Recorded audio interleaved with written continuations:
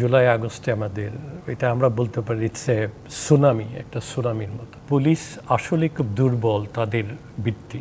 জুলাই আগস্টে আমাদের এটা আমরা বলতে পারি ইটস এ সুনামি, একটা সুনামির মতো, একটা সাইক্লোন, যেটা আমরা অনেকে বলছি গণ অভ্যুত্থান, আবার দ্বিতীয় স্বাধীনতা। আমরা নানাভাবে ওটাকে চিত্রিত করি আর কি। তবে আমার যেটা মনে হল, সুনামি বললাম কেন, আমরা মনে হয় আমাদের স্বাধীনতা উত্তরকালে এই ধরনের কোনো ঘটনা কিংবা এটার কাছাকাছি কোনো ঘটনা আমরা দেখিনি। যেভাবে ছাত্র জনতা রাস্তায় ঝাঁপিয়ে পড়েছে এবং একটা স্টেজে তারা তাদের যে লক্ষ্য অর্জন করতে পেরেছে। তো এইখানে যে খুব গুরুত্বপূর্ণ যে কথাটা বললেন, যেটা হলো পুলিশের রোলটা কী ছিল ওখানে।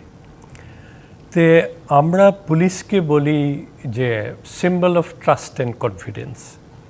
একজন মানুষ যখন খুব হেল্পলেস হবেন, অসহায় হবেন, তখনই চতুর্দিকে কেউ না থাকলে শুধু পুলিশকে খুঁজবেন, যে আমি অ্যাটলিস্ট পুলিশের যদি দেখা পাই, পুলিশের সাথে আমার যদি সম্পৃক্ততা হয়, তা আমি আমার কথাটা বলতে পারবো। তো এই বছর পুলিশের অবস্থা তেমন হলো কেন, এটা একটা বড় প্রশ্ন। যে আমরা বিভিন্ন সময় দেখেছি যে পুলিশ নিয়ে নানা কথাবার্তা হয় এবং পুলিশ, বাংলাদেশ পুলিশ প্রতিষ্ঠান হিসাবে আমি বলবো এটা খুব দুর্বল একটা প্রতিষ্ঠান। অন্য প্রতিষ্ঠান, আপনি যদি আমাদের দেশে শক্তিশালী যে প্রতিষ্ঠানগুলো দেখবেন, আপনি যদি কম্পেয়ার করেন তাহলে মনে করবেন যে পুলিশ আসলে খুব দুর্বল তাদের বৃত্তি। এই গেলে আরেকটা যে পুলিশের সুনাম দুর্নাম। পুলিশ বলতেই প্রথমেই যে কথাটা আমরা দেখি যে সাথেই চলে আসে ঘুষ দুর্নীতি বিষয়টা। তো এত প্রতিষ্ঠান থাকতে পুলিশকে নিয়ে এত কথাবার্তা হয় কেন?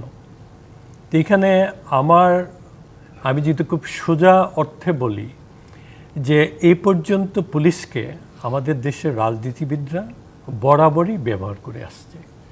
যে অর্গানাইজ পুলিশ বাহিনীর সৃষ্টি 1861 সনে ব্রিটিশ আমলে, তারপর থেকে আমরা পাকিস্তান, তারপর বাংলাদেশে 53 বছর পুলিশকে নিয়ে আমরা অনেক সময় অনেক কথা বলি যে পুলিশের ভাবমূর্তি উজ্জ্বল করতে হবে, পুলিশের সংস্কার করতে হবে, কিন্তু এটা কথার মধ্যে আমি এত বছর দেখেছি যে পুলিশকে নিয়ে আসলে কোনো কিছু করা, পুলিশকে জনগণের পুলিশ করা, পুলিশের সাথে জনগণের একটা সম্পৃক্ত ঘটানো, ওইটা আমরা দেখি নাই। তো আপনি পুলিশকে যদি পলিটিসাইজ করেন, তাহলে পুলিশ যাদের জন্য কাজ করবে, এই দেশের জনগণ, তাহলে তো ওদের সাথে কাজ করার এই সুযোগটাই আপনি দিচ্ছেন না।